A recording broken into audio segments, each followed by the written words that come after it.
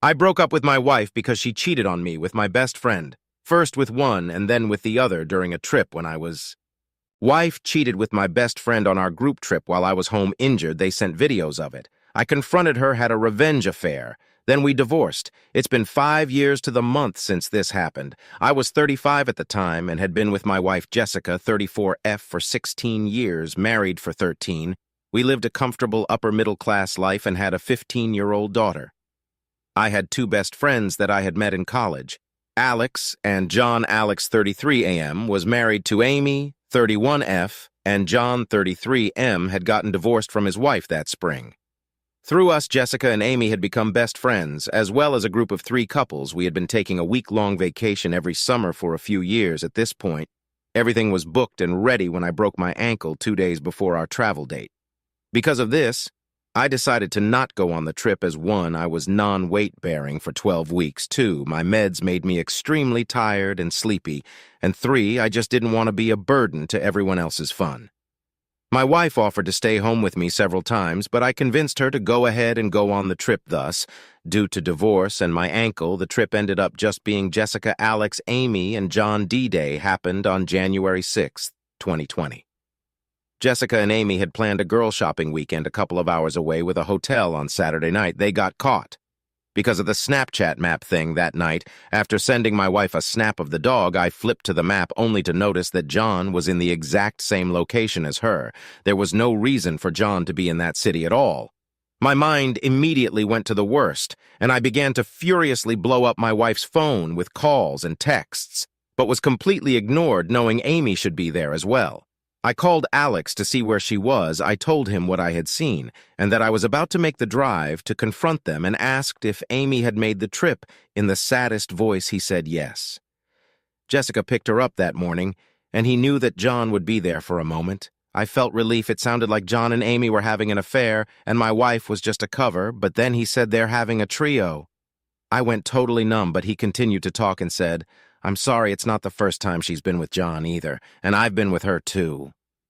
My numbness ceased and was replaced by rage. I out and threatened Alex before finally hanging up. I had totally snapped, broke a few things around the house, screamed and cursed everyone. My daughter came out clearly afraid and concerned. She had never seen me like that, and I was hobbling around as I'd only been cleared for walking 2 or 3 weeks earlier upon.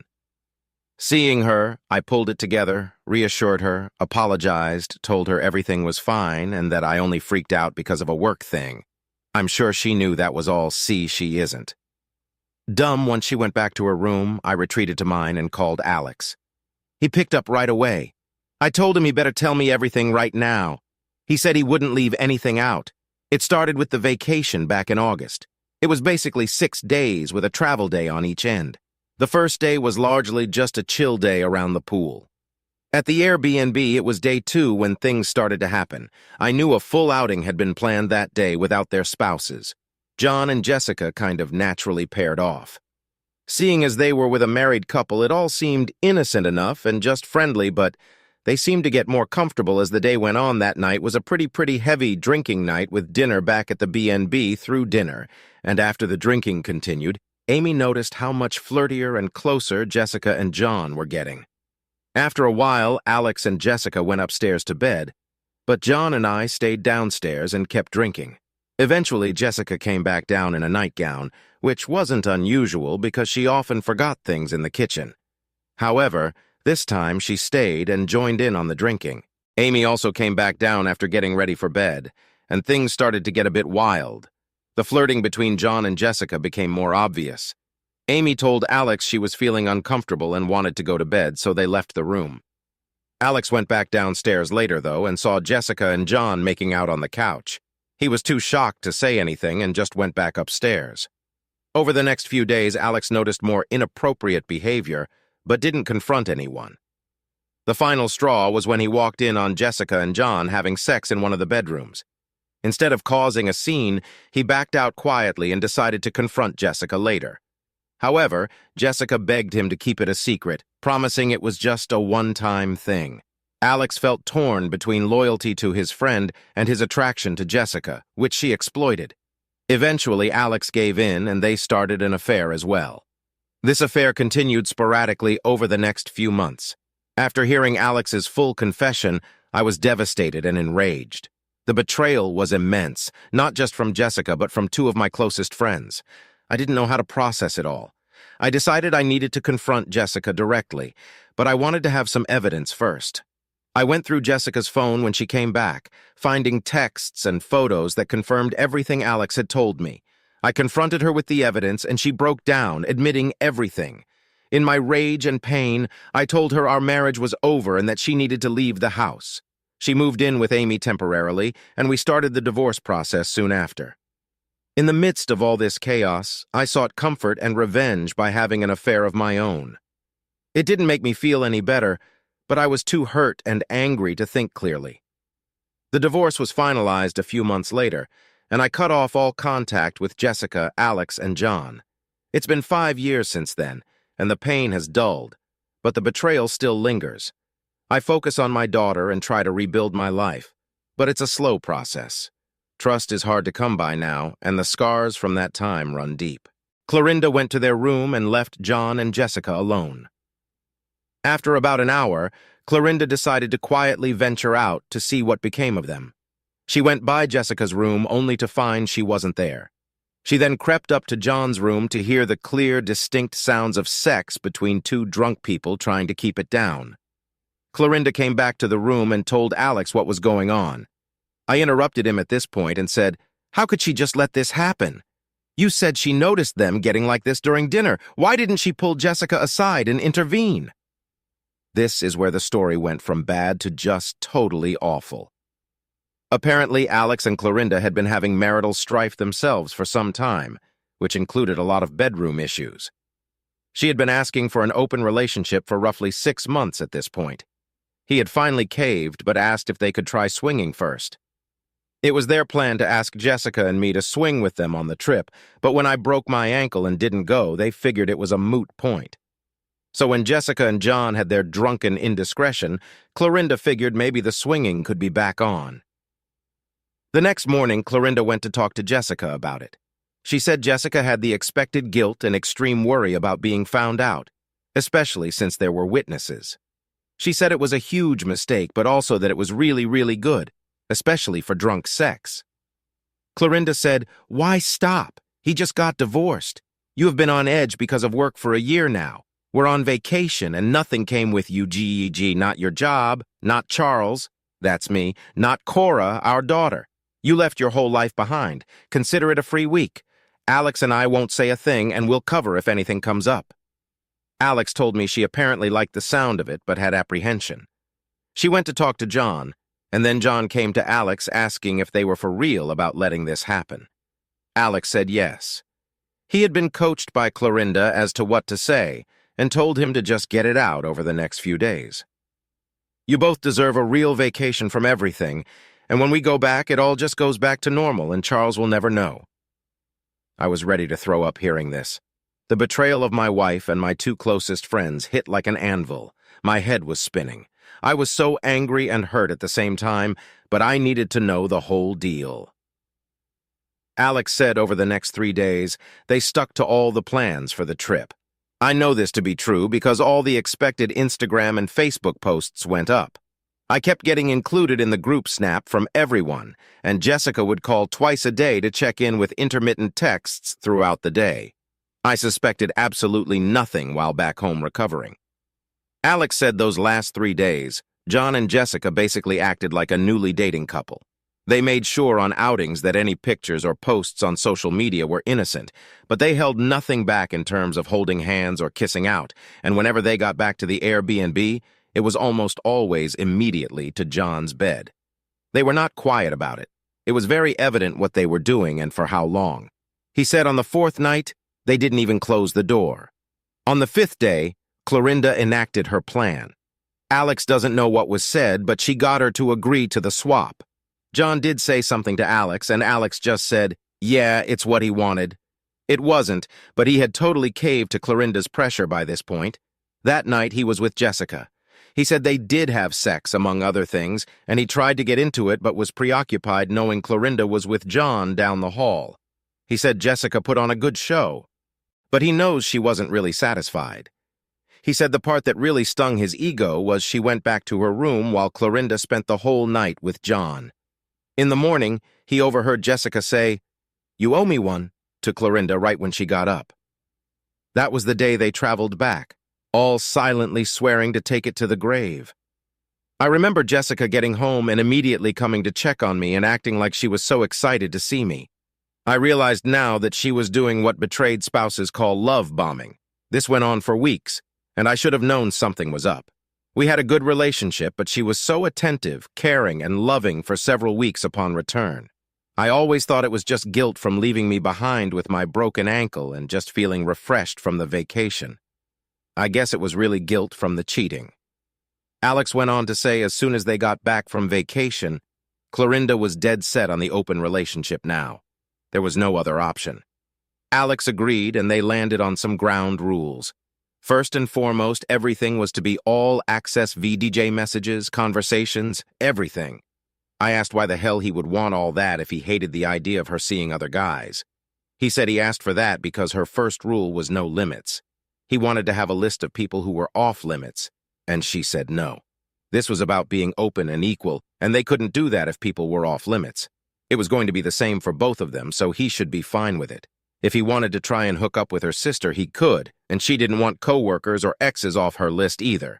He agreed on the stipulation he knows everything and has access to everything. He said he did this to collect evidence for his eventual divorce. She resisted at first, but when he said he'd expose what happened on vacation, she caved. At this point, he asked if I wanted all the messages he had. The vast majority of stuff was his wife with other men VDJ coworkers, randoms. She had been busy, but there were plenty of messages between Jessica and Clorinda. I picked up that Clorinda and John had started a regular affair about 4 months earlier. About 1 month ago, the conversation of the trio started. That whole time after the vacation, Jessica had been really good to me and seemed much happier than before. In the beginning of the conversation, she stuck to the idea that what happened on vacation was ITV DJ. It was a vacation from reality, and now it was over, and life would just go on like normal. About 2 weeks in, she started to show some interest at Clorinda's encouragement. This is when John entered the conversation too. Jessica agreed at this point, and the plan came to be. In addition, Alex had a photo of Jessica and John kissing and a recording of him having sex with her. The son of a bitch had sneakily recorded it. It wasn't the best quality video, but he did manage to get a clear shot of her face and tattoo. I thanked him for the evidence, then told him he was a piece of crap, and after we had our divorces, he better never effing contact me again. Update 2. Jessica went radio silent from my first frantic call until she walked in the door at 7 p.m. on Sunday night. She looked beyond nervous and scared. She already knew I was aware of everything. Alex had left Clorinda a voicemail telling her he gave me everything, told me everything, that he wouldn't be there when she got home, and she needed to sign the divorce papers on the kitchen table. I told Jessica to get her stuff together. Cora came out a moment later, and for a couple of hours we pretended to have a normal Sunday night. Once she went to bed, I asked Jessica what she wanted. She immediately broke down in tears and tried to hug me.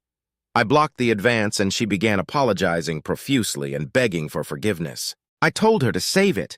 We had a lot to talk about. I wanted every question answered 100% honestly. If I thought she was lying, I would end the conversation here and file for divorce on Monday. I had tons of evidence, and she wouldn't be able to get anything out of me. We are not in a no-fault state. Then I pointed out that she didn't answer my question. I wanted to know what she wanted. She said she wanted to show me how sorry she was. She wanted to work for forgiveness and for us to work past this. I told her I didn't think it was possible, but would let her explain herself. I asked why she cheated in the first place. She said she had a lot of fun that day, was feeling good and relaxed. She hadn't felt that way in a long time. Work had been so stressful for so long. She let the moment and the drinks take over and just went with it. She tried telling me how terrible she felt after, but I cut her off. I wanted to know why she kept doing it. It was a totally honest answer. She wanted to and could. Yes, Clorinda did get in her head a bit, but also she justified it to herself by saying she had already cheated once. What was the difference at this point? The next part was hard to hear as she described what kind of things they did, as it was a total when in Rome thing. Some of it she hadn't done with me in years. I asked if she was unhappy in our relationship, and she said no. She said we had a good marriage. She just wanted to feel wild and excited. We had gotten somewhat monotonous, and this experience was exhilarating. Her plan had been to have this much sex with me, but when I didn't go, she first thought, well, that's out, but once it was available, she let herself get taken by the moment. I then asked about the swapping. She said that was a huge mistake. Clorinda had talked to her about it, and Jessica said when the trio got proposed, she really tried to stay strong and not get drawn in. But as the weeks went on, she found herself just thinking about it. She told me she caved because John was really good. She had never had a trio and honestly thought she could get away with it. At that point, she asked how I figured it out, and I said I didn't have to answer that. I asked why she didn't come right home once she knew I was on to her. She said, because we were just going to do this. I knew this was coming. Is there really a difference between me staying and continuing the sex I planned and running home right away? The end results are the same. I asked if there was anything else, and she said no. She just wanted a chance to earn trust, forgiveness, and to reconcile. I said no, I don't want this anymore. I am hurt, betrayed, and can't stand to look at her. I was going to file for divorce the very next day. Update 3. When I woke, Jessica was still home. She usually was on her way to the office, but had taken the day off, anticipating I had done the same thing. Once Cora was off to school, she began her love bombing. I told her I didn't care. I'd already seen all this before. She said she had one more proposal for me. All access to her, all of her stuff, all the time. Marriage counseling, she would go to individual counseling, cut off Clorinda permanently, and she would be an open book at all times for any questions. I said those are just things you do when you're trying to reconcile. I don't want to be a warden at home, and I don't want to reconcile. She begged and pleaded and asked that I just wait a week. Just a week. And if next Monday I still felt the same, she would sign no matter what, no contest. I ended up agreeing to the 1-week trial. She continued to love bomb and consistently tried initiating sex. I rejected these usual efforts, and on Thursday told her I was not moved in any way and still planned to file on Monday. Friday after work, I could tell she had something in mind. I really didn't care. I was literally counting the hours until I could be rid of her at this point. The love bombing was not working, and I was actually getting annoyed with her overzealous efforts. She said she thought we couldn't go on because of the imbalance that her infidelity had caused. I wasn't sure at first if she was implying what I thought she was implying, but she was. Jessica said we should have a trio. I said, you did more than that. She said, okay, and you can have a week off marriage. I pointed out that was worthless. As a woman, if she wanted, she could go out right now and find a guy to have sex with at that very moment. I'm a guy, and unless you're a rich guy or a famous guy, you're not picking up women that easily. There's no point in me sitting in bars for a week or on dating apps not getting matches. She said, okay, you can have 10 hall passes that never expire instead. That can be the same woman or 10 different. I replied, you think that's not going to impact our sex life? You're going to be okay with that? Because I doubt it. She said she wouldn't let it suffer. She would make a huge effort to be available for my needs, and we could do any of the things I've ever wanted. I told her I needed to think about it. In retrospect, I realized that what I did next was pretty sleazy. I should have walked away and started over, but I didn't. I told myself, why not? Here was a trio on the table, here was any fantasy I had on the table, and I could use the 10 hall passes to find someone else to move on with. When it was over, I would still divorce her all the same. She had wronged me, and in my mind, cashing in on these offers was totally justified revenge. I said I agreed, but I wanted the trio to be soon. I said she needed to have at least someone agreeing by February 1st, or I was out, because if she couldn't, that meant she wasn't trying, and had just been out to buy herself time. I don't know how she found the girl, but in the week between Christmas and New Year, she showed me a picture of a girl from her spin class. She was gorgeous, and I couldn't believe she found someone that quick and someone so attractive. Tiffany was 25 years old. She and Jessica had been chatting at spin for months, but nothing past regular small talk. I asked how, and Jessica just said she had her ways. My assumption was she offered her a few $100s. About 2 weeks later was the big night. I did something out of spite, though, and it's kind of weird. I didn't act selfish. I had been on Reddit for years at this point and had read several trio stories and advice threads where one partner, usually a woman in FFM, feels left out as their partner focuses on the new person.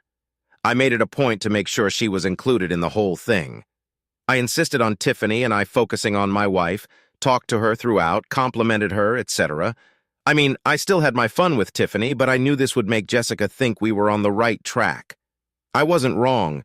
She told me how she only did this to try and win me back, but that the whole experience was amazing, and she couldn't believe that it really did make her feel like we had a stronger connection. Prior to that, I had been cashing in on her obligation of being overtly sexual with me. After the trio, she stopped feeling like she was just meeting an obligation. She seemed excited to be with me and to try new things, although I think a part of it was her hope that I would abandon the hall passes. Update 4. Mid-February, I took the first plunge into using the hall passes. There was a 27-year-old restaurant manager, Sabrina, close by my work. I had frequented it often and always thought she was a little flirty with me. I asked her out and lied. I told her I was 2 months into my divorce proceedings. I said we were still living in the same house, but that I had moved into the basement. DJ, another lie. Veronica seemed hesitant, but agreed to the date. Later on, I asked her what made her agree, knowing my situation, and she said she noticed the first time I came in without my wedding ring. I took it off on D-Day, and since by the time I asked her, my tan line was fading away. It meant I wasn't just taking it off to meet women, but not wearing it at all. It wasn't too far after that the COVID-19 shutdown began to hit. At that point, I felt stuck, but I used it as an excuse to not start marriage counseling. Jessica had been insistent on this, but I always said I wouldn't until after the trio. Then I said I wouldn't until after I went on a date, and as soon as that happened, the shutdown started. By April, I had seen Veronica 7 times. We went on 2 actual dates that really tore Jessica up before the shutdowns. Once those started, I just began going over to Veronica's apartment as she lived alone. Needless to say, our relationship turned physical at this point. I was tired of pretending to reconcile. I also think I had hurt Jessica enough. She was too. I still feel heavy guilt for this today. When I said it didn't work and I still wanted a divorce, she didn't fight me. She was sad and seemed defeated. I found a small 2-bedroom house and left Jessica in our family home. The one stand-up thing I can say I did in all this was sit Cora down and tell her the absolute truth. I told her the whole story from the beginning, VDJ her mom's infidelity, and my sleazy behavior after. I wanted her to know both of her parents were wrong. We both loved her and wanted the best, but we both wronged each other too deeply. The 3 of us decided that 50-50 custody was best, so she alternated week to week staying at each other's place. It took until January of 2021 for the divorce to be final. I dated Veronica the entire time. Cora and she got along fine. I was happy Cora didn't see her as the other woman or anything. They never had a step-parent vibe or anything, but were friendly in the way a child is with their parents' friends. My relationship with Veronica lasted until January of this year. It ended because I don't want to marry again or have more children. Jessica had done some sporadic dating over the last couple of years. One guy she was with for about 11 months, then things got weird. We have co-parented pretty effectively through all this. The one thing we both wanted was to be there for our daughter. We've been amicable through all of her events for her sake. Then her high school graduation happened this past May. We ended up sitting by each other. What should have been awkward just wasn't. We started joking around, talking, got a little flirty. It was refreshing. A week later, I was still thinking of the fun I had at graduation. I decided to call Jessica and ask her out. She said absolutely not. This caused quite the swell of embarrassment. Luckily, that was only temporary. After a long pause, she continued, "Unless we go to marriage counseling." I agreed. We had our first session on a Thursday and our second first date on Friday. We are still doing counseling. We decided on a counselor that specializes in ethical non-monogamy, as that was something we both want to explore. It's been 6 months. We've started to talk about me moving back into our original family home. Cora can't believe we're getting back together and says it's weird. She told me when she got back from her first semester at college last week that she wasn't sure if she was happy or concerned, but knows for sure she doesn't want any details of any kind in regards to our exploits. Alex divorced Clorinda and ran for the hills. He put in a work transfer and now lives 4 states away. John and Clorinda tried to make a real relationship work for a while after her. After Jessica's divorce, she got back in contact with Clorinda. After hours of talking, she learned that sex was pretty much the only thing they had in common, and their relationship fizzled out quickly. Clorinda remarried a guy who used to work with Alex and moved with him when he was promoted to a regional manager spot. He is now Alex's direct boss and keeps blocking his transfers. I find this the most hilarious irony I have ever heard. John, or Mother Ear Mike as I refer to him, is still around and still single. I wish him only the worst. Well, that's my story. One day I hope to give a happy ending update, but I guess only time will tell.